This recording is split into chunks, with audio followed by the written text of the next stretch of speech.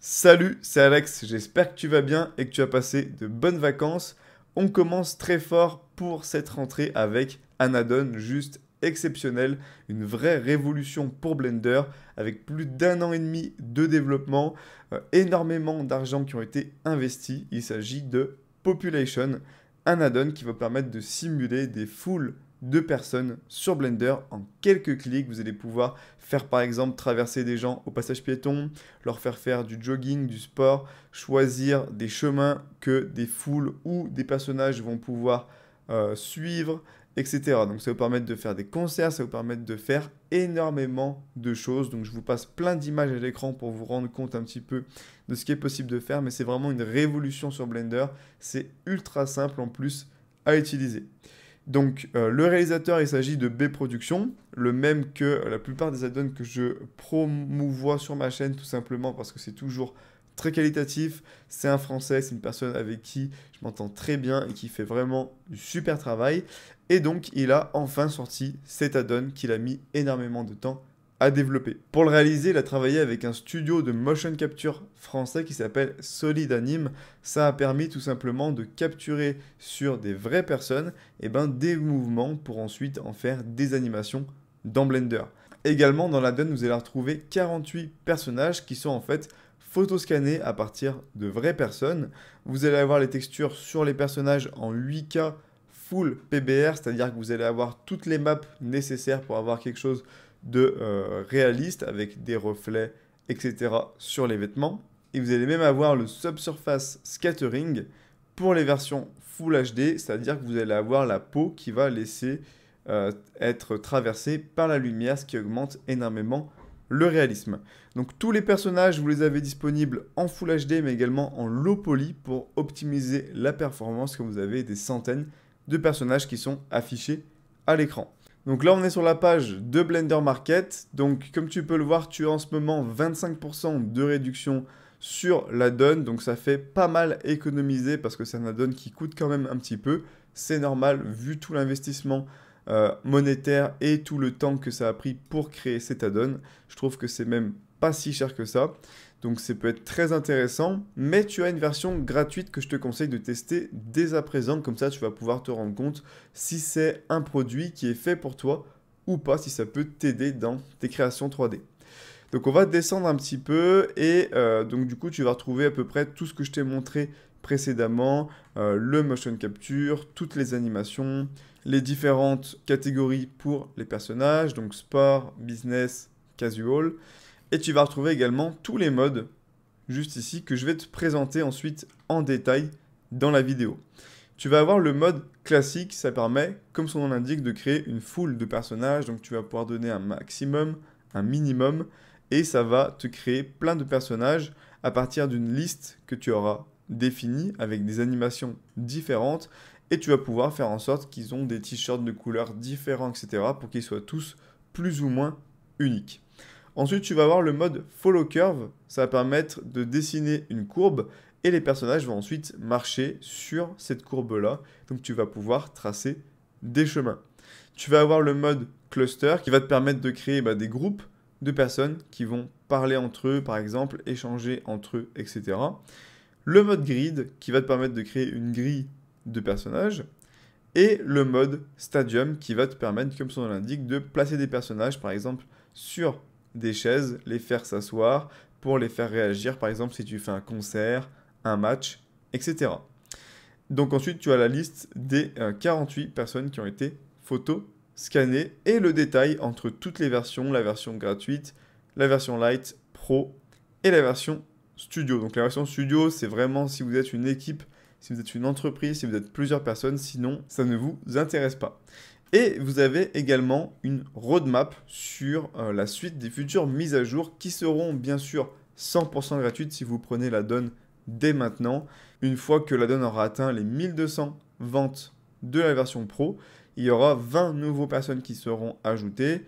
2400 ensuite, vous aurez 50 nouvelles animations. Et après 3600, il y aura une surprise. Donc moi-même, je ne sais pas trop ce que ça va être, mais en tout cas, ça présage que du bon sur le futur de cette add-on. Donc on va aller sur Blender et on va venir tester ça. Donc déjà, la première chose, on va venir ajouter un sol pour mettre nos personnages. Ensuite, je vais appuyer sur N et je vais aller dans l'onglet B-Production et je vais aller sur la partie Population. Donc on va avoir plusieurs modes, comme je le disais. Le mode Single People, par défaut, en mode ambiant. Ce mode va nous permettre d'ajouter personnage par personnage, donc d'ajouter un à un les personnages.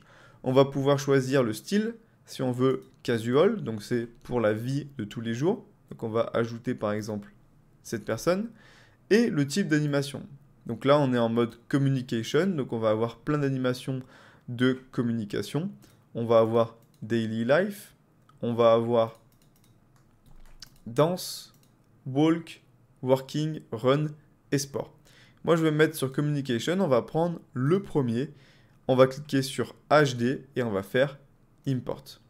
Donc, l'option Random Color ici, ça permet tout simplement, si j'ajoute plusieurs fois le même personnage, qu'il ait des vêtements de couleurs différentes. Donc là, on a mon personnage. On va se mettre en mode texture.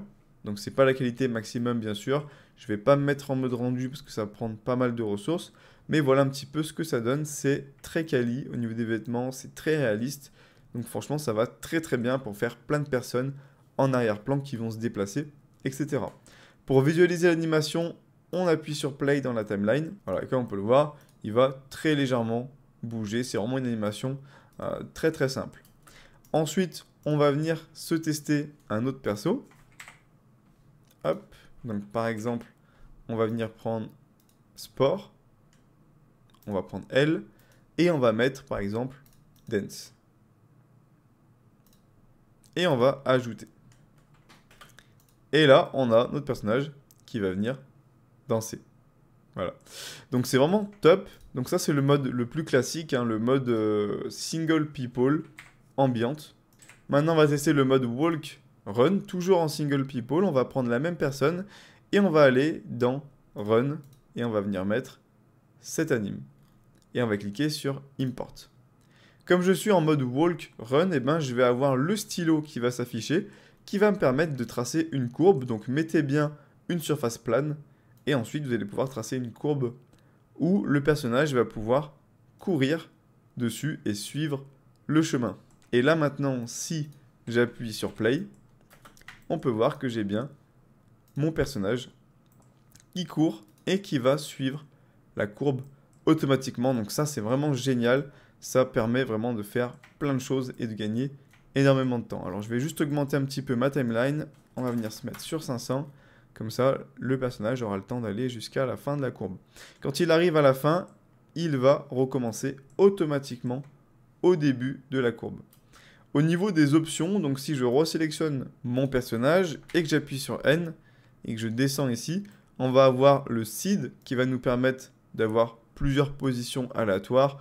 Là, ça change pas grand-chose quand on est en single people. On va avoir le count, ça va être le nombre de personnes. Donc là, par exemple, on va pouvoir ajouter des personnes. Mais comme on est en mode single people, ça n'a pas forcément de sens. Donc on va rester comme ceci.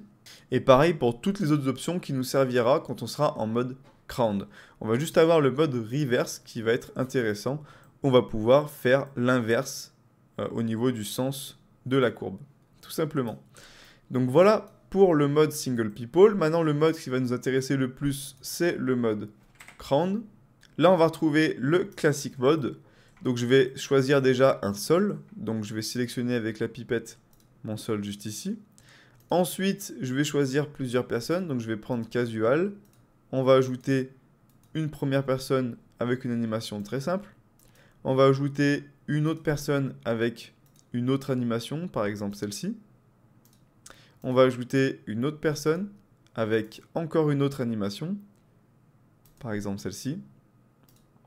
Et une quatrième personne, par exemple elle, avec une animation. Par exemple, on va prendre n'importe quoi, on va prendre celle-là. Même si ça n'a pas vraiment de sens, c'est pas grave. On l'ajoute et on va faire Import.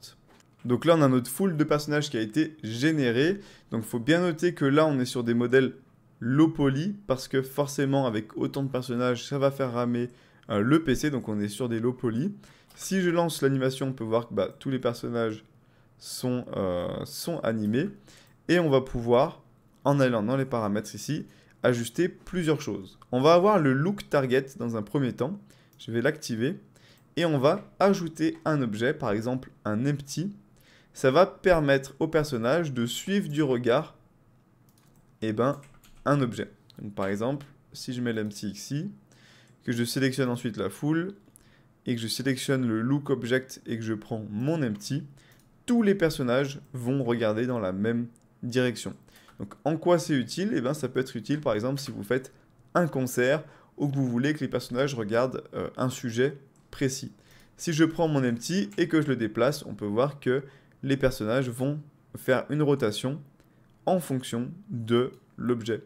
Et si je rentre à l'intérieur, on peut voir que les personnages font bien la rotation et regardent bien cet objet. Donc ça peut être très sympa. Hop, je vais le supprimer, on va désactiver l'option. Ensuite, on va retrouver le seed. Donc ça, comme je le disais, c'est pour randomiser, ajouter de l'aléatoire. Si vous n'aimez pas certaines positions, vous pouvez en tester d'autres.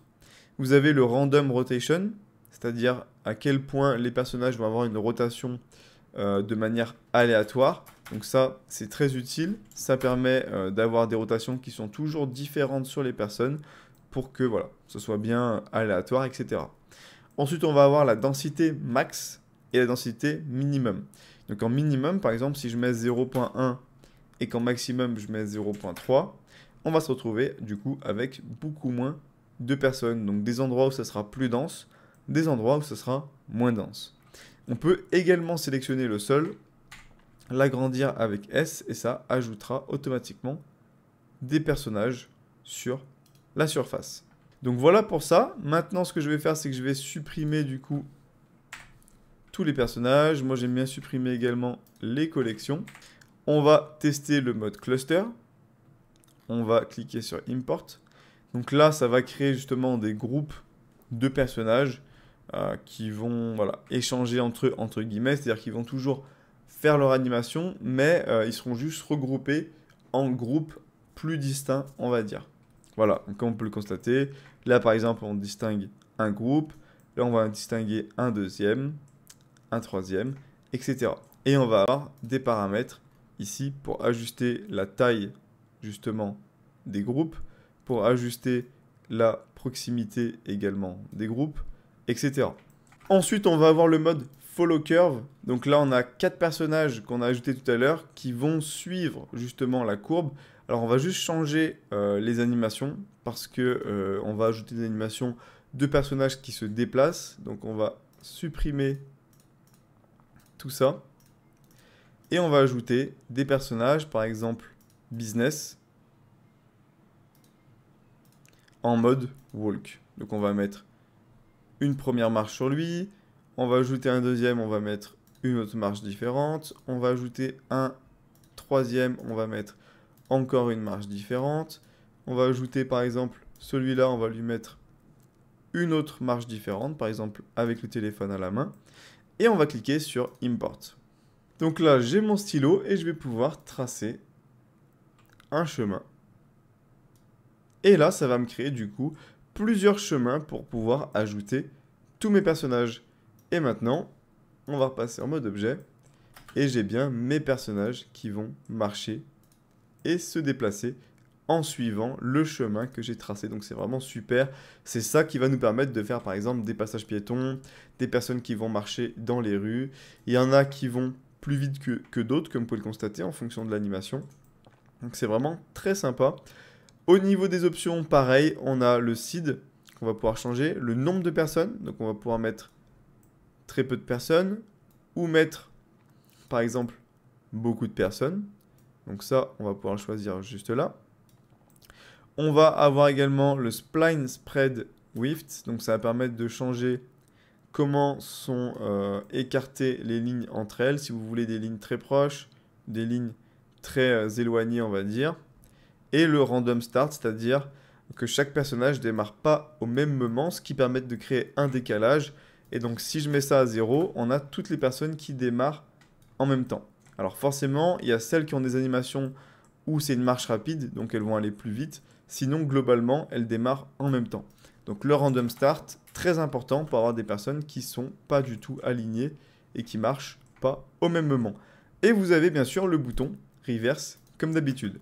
Alors sachez que vous pouvez sélectionner les courbes justement, qui est juste ici, population curve, et vous pouvez passer en mode edit dessus et remodifier votre courbe. Donc là, je peux très bien, alors pas ajouter une courbe, mais sélectionner par exemple cette partie-là, faire une rotation, ensuite celle-là, me déplacer comme ceci, hop, faire une rotation et prendre ça, pareil, me déplacer et changer complètement le chemin, tout simplement. Et là, on a un chemin qui est complètement différent. Ensuite, on va avoir le mode grid. Donc là, très très simple. Ça va nous faire une grille de personnages. Et sur cette grille de personnages, on va pouvoir choisir la taille sur X, sur Y, un petit peu comme un array, donc un modifier array sur Blender.